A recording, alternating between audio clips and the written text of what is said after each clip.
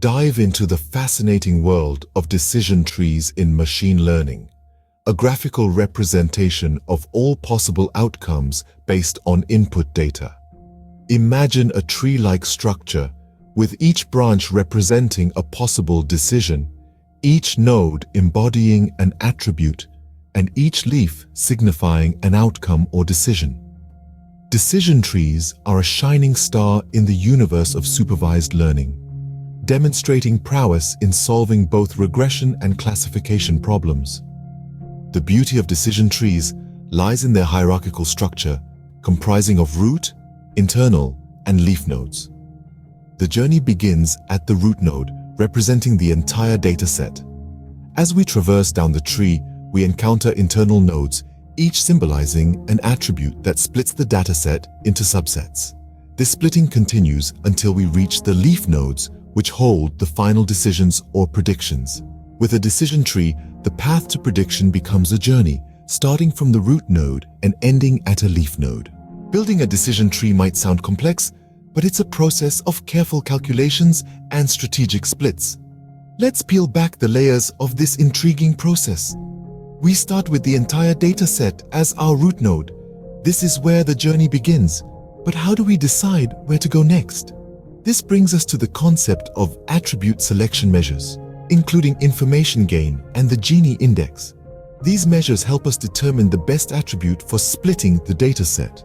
Information gain measures the change in entropy when partitioning the training instances. Now, you might be wondering, what is entropy? It's a concept borrowed from thermodynamics, but in this context, it measures uncertainty and impurity within our dataset. The goal is to reduce entropy, leading us towards clarity and homogeneity. The Gini index, on the other hand, measures the inequality or impurity of a distribution. The lower the Gini index, the better, as it signifies that our subsets are becoming more homogeneous. Once we've determined the best attribute, we split the dataset based on the values of this attribute. This creates internal nodes in our decision tree and partitions the dataset into subsets. Each subset becomes a new branch on our tree, leading us further down the path to our decision. But we don't stop there. We repeat this process for each subset, continually splitting the data until we reach a point where all instances in a subset belong to the same class or no further beneficial splitting is possible. These final subsets become the leaf nodes of our tree, each representing a potential outcome or decision. By following these steps, we create a decision tree that can effectively classify or predict outcomes based on input data. It's a process that requires precision and strategic thinking, but the output is a powerful tool that can guide us in making informed decisions in various domains, from business and finance to healthcare and beyond.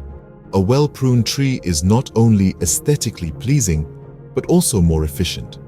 The same goes for decision trees in machine learning. Picture this: you're an artist, and your decision tree is your canvas. You've painted your masterpiece, but now it's time to refine it, to make it the best it can be. That's where pruning comes in. Pruning, in the realm of machine learning, serves as a technique to optimize your decision tree. It's like trimming the branches of a real tree, cutting away the unnecessary nodes. These are sections of the tree that provide little to no improvement to our model's decision-making process.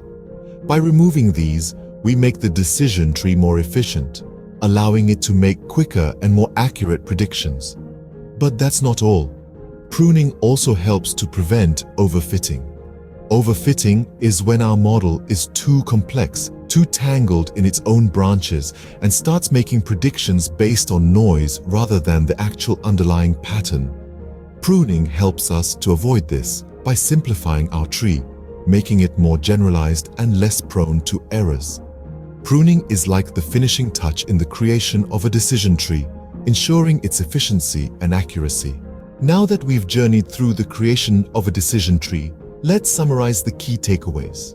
A decision tree is a graphical representation of all possible outcomes of a decision. It's a critical component in machine learning, used extensively to predict the class of a given dataset. Decision trees start at the root node and make binary splits based on features, aiming to create homogeneous subgroups, each represented by a leaf node.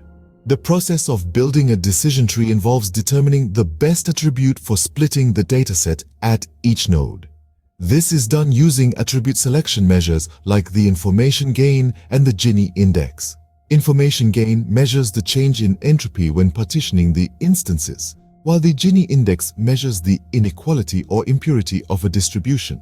We also talked about pruning, a technique used to optimize the decision tree by eliminating unnecessary nodes. This makes the decision tree more efficient without compromising its predictive accuracy. So, remember, while the decision tree may seem simple, it's a powerful tool that combines simplicity with sophistication. With its ability to predict outcomes and its visual representation of decisions, a decision tree stands as an essential tool in the vast toolbox of machine learning.